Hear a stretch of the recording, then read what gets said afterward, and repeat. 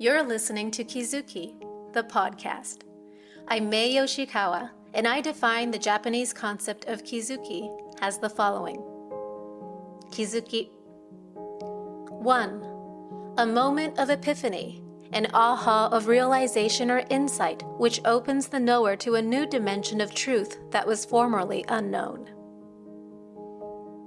2. Steps in an incremental growth of awareness, resulting in a movement from ignorance to greater awareness of the bigger picture.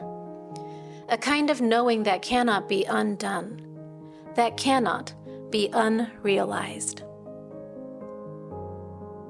As a longtime yoga and meditation practitioner, a world traveler, and curious self-explorer, I'm obsessed with Kizukis. Listen on each week for inspiring and enlightening stories that may just tip you over for your next aha. On this week's episode, Eat in Peace.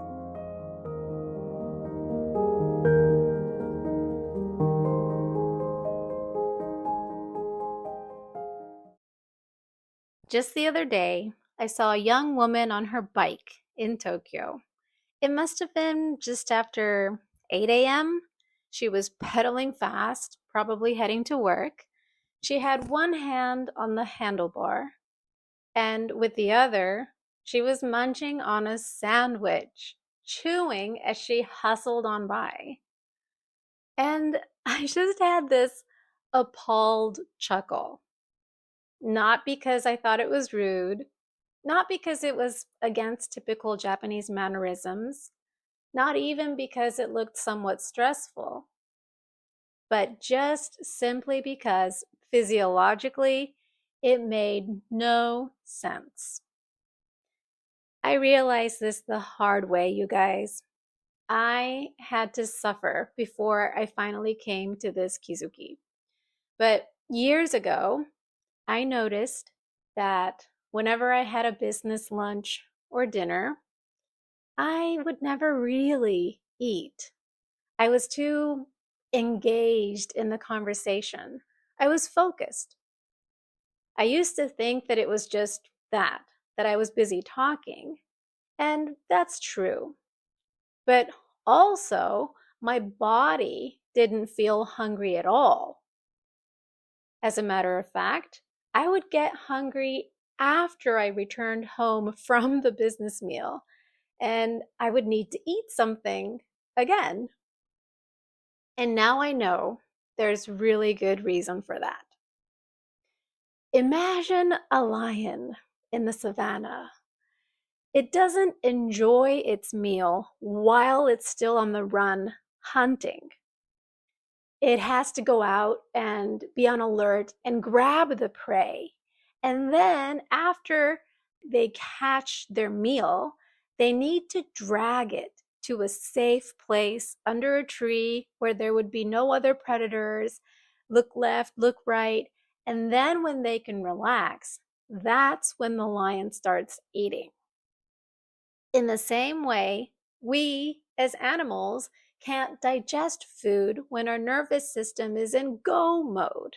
That's the sympathetic state, alert, strategic, externally focused. So, eating well, and I mean really receiving food, only happens when we shift, slow down, and our bodies and nervous systems feel safe. That's what this episode is about. See, there's a whole physiological sequence that allows us to digest.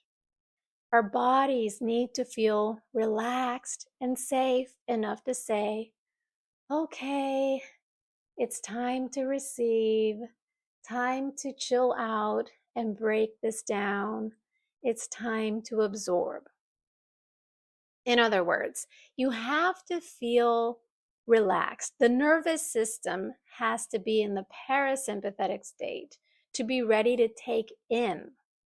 And that's actually being in the parasympathetic state is what allows you to salivate more and your body to produce the stomach acid and all of the digestive functions to get rolling. Because when you're tense, focused, and on alert, your body is prioritizing action, not absorption. Which means if you're eating in that state, yeah, sure, you can still eat, but you're not really receiving. That is, your body is not absorbing all of the nutrients that you're shoving in your face. You might be full, sure, but you won't really be nourished. Which is also why these days I don't do business lunches or dinners with first time people anymore, as long as I can help it. I also saw this clearly when my kids were little, and I'll bet you many of you are going to relate if you have raised little kids.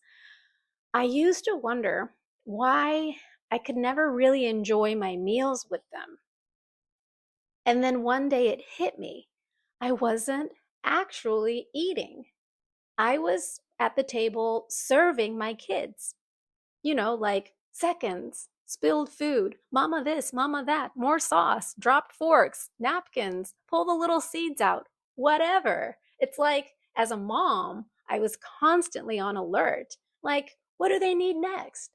So even when I sat down next to them with my plate of food, my system wasn't grounded. I was only managing. I wasn't really ready to eat and enjoy my food.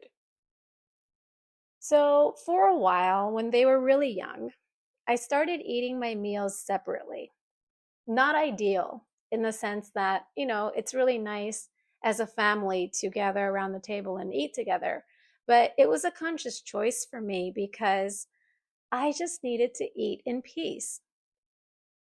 So, when they got a little older, I made a new house rule. Once we say itadakimasu, the Japanese grace, mama's butt does not get up from the dining chair. Whenever I share that with my friends and students, it's usually the moms who perk up wide-eyed, like, oh my God, I'm always getting up and sitting down and getting up and just shoving leftovers in my mouth at meals. I'm never really rested. I'm not really eating. And I suggest to them the same promise I made to myself as soon as I had this Kizuki, the same house rule that says, Mama's butt does not get up from the dining chair until she has completed her meal. Now, in order to make that happen, though, there were other things that had to happen. We needed to take a moment before Mama would sit down for the meal to check, does everyone have everything they need? Things that they'll need immediately and things that we can foresee that they might need later. We started to put the entire water pitcher on the table instead of just having glasses with water in them. And we might even have like extra rice or sauces. And when Aiden, the little one, was younger, I would have like extra spoons and forks just in case he drops them. Whatever might be needed, all had to be prepped in advance for Mama to keep her peace. But in doing that, we restored the moment of grace, itadakimasu, because it isn't just about gratitude, it's about presence, being present to meet your meal. It's saying, from this moment on, I am here to eat, to chew, slowly, to salivate, to receive, to absorb, and of course, to enjoy.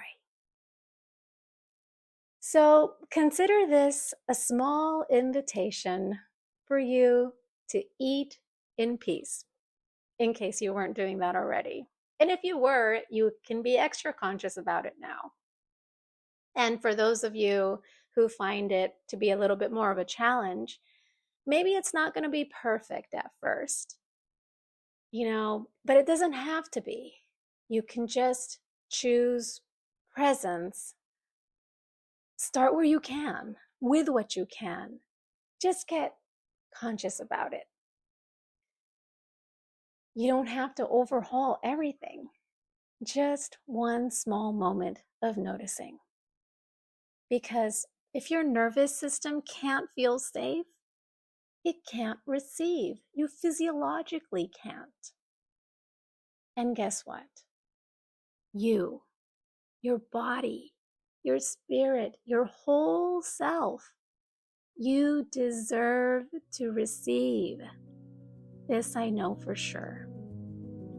I hope that Kizuki lands with you, because this one, as simple as it sounds, has been a life changer for me.